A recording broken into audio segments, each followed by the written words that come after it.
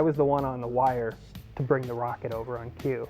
And the adrenaline rush you get when you realize, okay, you got 20 guys out there, and you got cameras rolling high speed, and it all depends on this, and you've got the wire. And if you don't hit the cue right, you don't have an end explosion scene.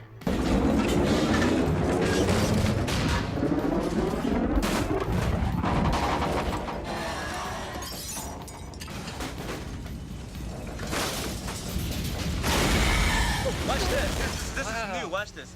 Wyatt, thank you. It was a very good job. Thank you. My God, I recorded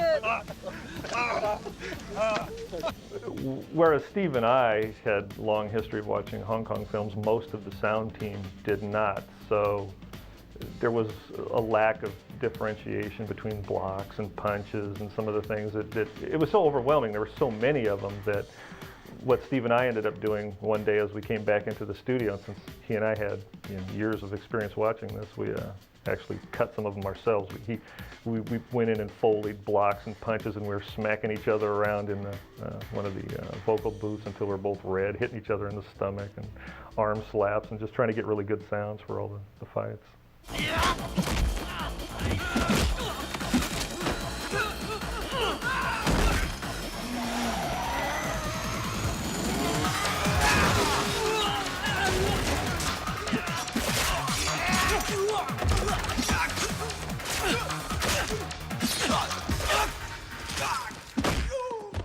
Having battled successfully against the odds to produce one of the most electrifying martial arts action adventures ever made, Steve would suffer the ultimate disappointment at the hands of the studio executives who took his finished project and cut out 16 minutes of footage which Steve felt were absolutely crucial to the overall structure of the movie. The biggest difference between my version and the HBO version is the change in motivation of Toby Wang's character. In the released version, because so much of his backstory, in fact all of his backstory was cut out, and there's this whole reference to the birthday card and why he was here, because by cutting that out, now Toby came here for the money. He became a mercenary. And I was quite upset about that because that wasn't the character that I was trying to portray as a filmmaker. I thought, who was going to care about a mercenary? A guy comes here for the money, you know. So I really, really had a difficult time kind of getting through that, and just kind of, the one thing that's really, I guess, the hardest thing to deal with is, as a filmmaker, is that you don't really have a whole lot of control over your film at a certain point. I finished a movie, it was mixed, DTS, 6-track, delivered. And then a decision came down, where I was not involved, to cut the film down substantially. And by cutting stuff down, every scene you cut out, you start to change the audience's perception of what this film is. And by the time this version was done, it had taken the motivations of the characters and thrown out the window, or changed it completely to the point that it became very shallow. And that was, upsetting, because I felt so helpless to not to be able to do anything about it. But I just want the audience who were watching this version to know that, that was not my intention.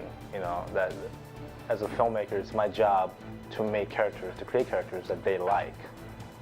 That way when they get to the kung fu, they can really root for these guys.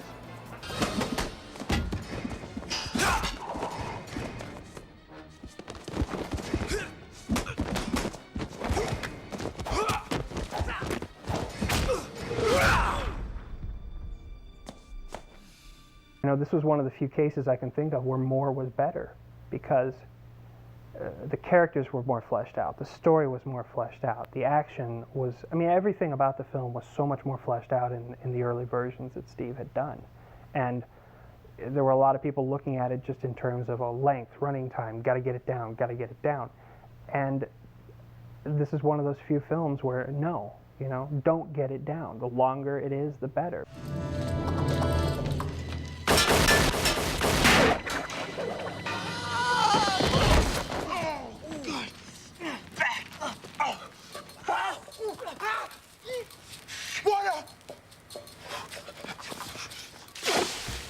The main actual score was done by Dave Williams, and I was quite saddened that that was removed from the release cut. It was not something I was involved in, because I just felt that my vision was so violated that I didn't want anything to do with it. But But what I felt strongly with Dave Williams' music is that it really served the film well. Because this film, in trying to do a temp score for test screenings before the film was finished, even I had a really hard time finding sort of temporary music to stick in the film, just to keep the film pace going, just so the audience can get a general feeling what this film is about. The film was so quirky at times and serious, and it was a hard balance to keep.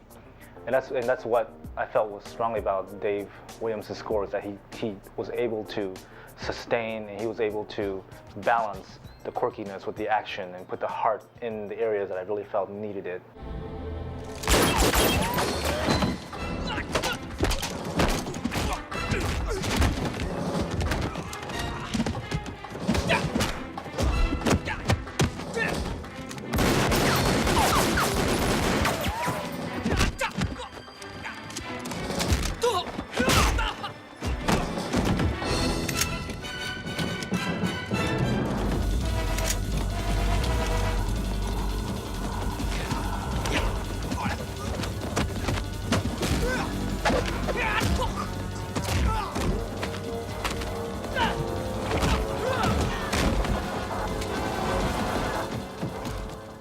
Producer's cut, unfortunately, they kind of just went for the straight ahead action. These guys are tough, and once they go into this mode, they do it. It still works, I think.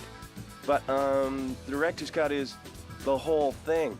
You get the crying, you get the loving, you get the fighting, you get the funny jokes, you get everything. That's the version I like.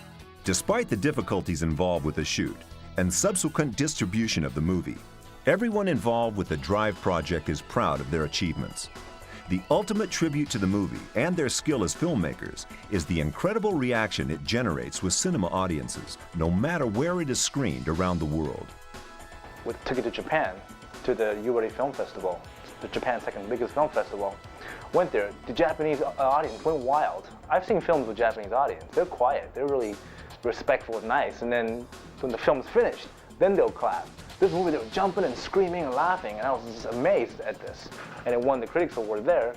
And then it went to Montreal, and just we had a screening, and the audience, the same exact kind of reactions. Crazy, jumping out of the chair, laughing their head off. And at the end of the film, end of the festival, they voted it first place, international film. And it was the fans voting it, not a committee, but it actually was the fans.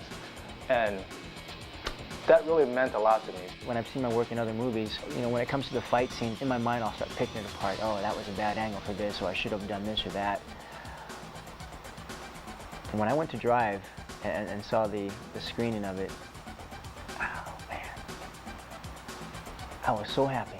I was so happy because everything flowed and was in context. And when it got to the fight sequences, man, I just thought, Koichi's fight choreography was awesome.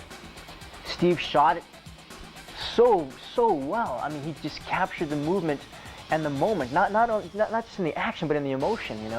I loved it. I really loved it, and I had a great time working on the movie. I mean, all the elements together. I just think we had chemistry, and once in a great while, a bunch of people come together and do something very special, and to me, Drive is very special. I think it works on an acting level and as an action picture, for me. All my attempts, all my effort to bring alive this martial arts genre, what I wanted to do with it, always being a fan and wanting to see this stuff, was that now I'm in a position where I am giving something back to the very thing that inspired me as a child, and still continues to inspire me. So it's very special to me that I can give that piece back, and now have people have expectations of me to deliver action-packed films that are fun to watch and that are really exciting. So that to me is really special.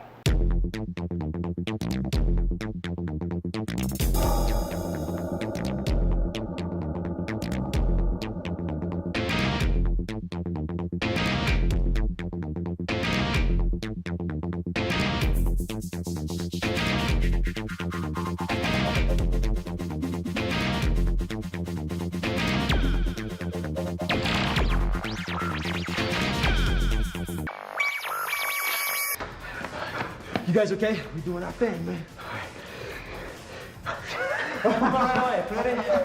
beat it. I didn't call him. And nice. Who's that? Was that the director?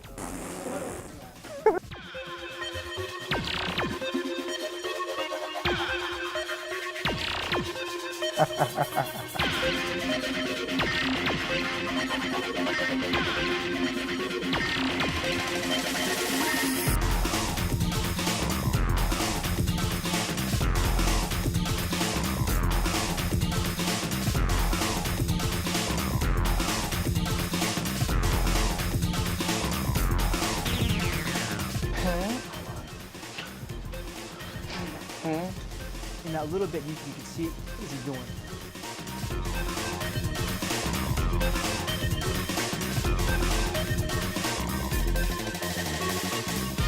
It's fantastic. Where do you learn all this? I'm the sensei. I taught him all that shit. You hang with us and you Yeah. I'm the sensei. I taught him all that shit. You hang with us, you see a lot more. Oh, yeah, right. Oh, I want to watch.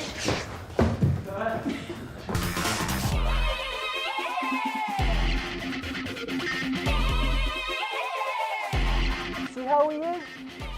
This is Hakeem Kardashian. That's gonna be a cut, right? Woo!